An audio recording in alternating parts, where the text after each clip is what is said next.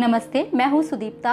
आप में से बहुत सारे लोगों ने शायद मुझे YouTube पर सुना हो। मसाला चाय नाम के चैनल पर मैं हिंदी किताबों को रिकमेंड करती हूँ, उनकी समीक्षा करती हूँ। बहुत सारे लोगों के लिए हो सकता है मैं बिल्कुल नई हूँ यहाँ। आज मैं आप सबके लिए कुछ ख़ास लेकर आई हूँ।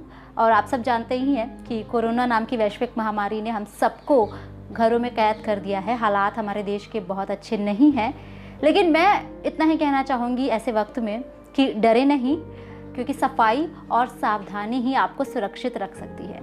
तो खुद भी बचे और दूसरों को भी बचाएं। और वो आप कैसे कर सकते हैं आपको बखूबी पता है, घर पर रहकर। तो घर पर रहिए, और अगर कोई दोस्त या साथी आपको नहीं मिल रहा है इस वक्त, तो आप चाहे तो किताबों को अपना दोस्त बना सकते हैं। वो हमेशा सबसे अच्छी दोस्त होती हैं। तो आज साहित्य तक पर चलिए मैं आप सबको ले चलती हूँ साहित्य की अनोखी दुनिया में। कुछ दिनों पहले मैंने एक किताब पढ़ी थी, सुशोभित सक्तावत की लिखी माउथ ऑर्गन, जो मुझे बहुत पसंद आई थी। तो उस किताब का ही एक अंश आपको आज पढ़कर सुनाना चाहती हूँ। उम्मीद है आपको पसंद आएगा।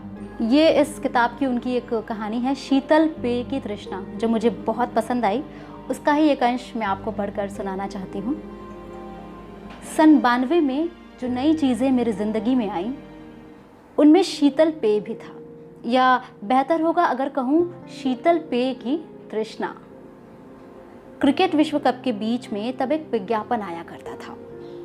प्रोडक्ट का नाम था लहर 7 अप। एक कथकली नृत्यांगना अपने कमरे में नृत्य कर रही है। दरवाजे पर डिलीवरी बॉय दस्तक देता है और वो धीरे धीरे चल कर आती है। उसके घुंघरुओं की रुनझुन रुनझुन हमारे कानों में पड़ती है।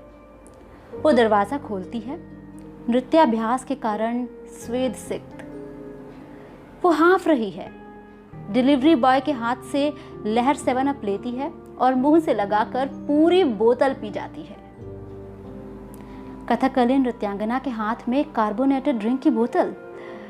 ये एक ऐसा बिंब था जिसकी सन 92 से पूर्व कल्पना भी नहीं की जा सकती थी।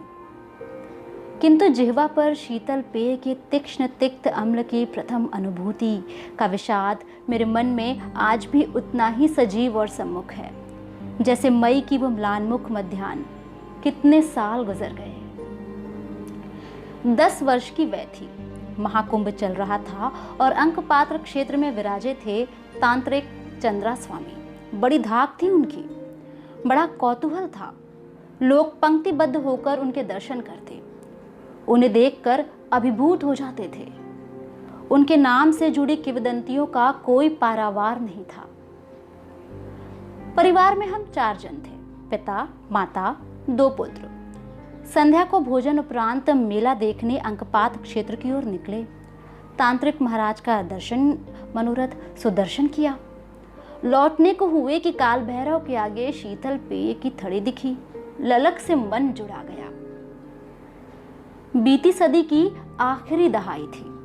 धीरे धीरे खंग हो रही थी पुरानी दुनिया और पहर दर पहर फैल रहा था नई दुनिया का पसारा, जिसमें सैटेलाइट की छतरियां, पेशेवर कुश्तियां, मोहन कपूर की सांप सीढ़ी और शीतल पेय का मनमोहक विज्ञापन।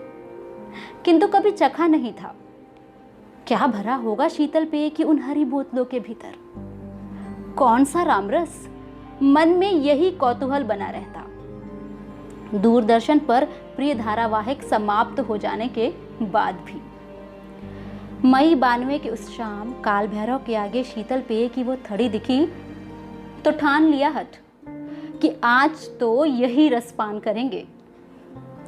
मन मारकर पिता ने सहमति दी। 15 रुपए की 3 बोतलें आईं तो दिल धक्क से रह गया। उन दूरस्थ दिनों में 15 रुपए कुबेर के कोषागार से कम न थे।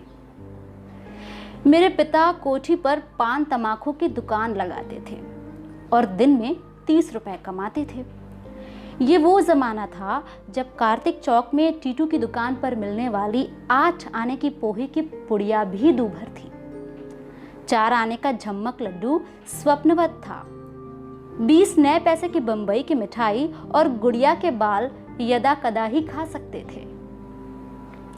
तब जामुन करौंदे के दोने ही थे जो लगभग बेभाव थे। सबसे बड़ी राहत ये थी कि 1 रुपए में संतरे की 20 गोलियां आ जाती। उन्हें ही जेब में कंचों की तरह भरकर हम पूरी संध्या उत्फुल्ल रहते। जब 5 रुपए की एक शीतल पेय की बोतल पेश की गई तो अंतःकरण अपराध बोझ से भर गया। ये कहानी का एक अंश था। पूरी कहानी पढ़ने के लिए तो आपको माउथ ऑर्गन पढ़ना ही पड़ेगा। तो बने रहिए साहित्य तक के साथ, क्योंकि यही किसी अन्य किताब के किसी अंश के साथ मेरा ही कोई साथी, मेरा ही कोई लेखक मित्र आपसे बहुत जल्द मुखातिब होगा। याद रखिए, किताबों से बेहतर कोई दोस्त नहीं। चलती हूँ, नमस्ते।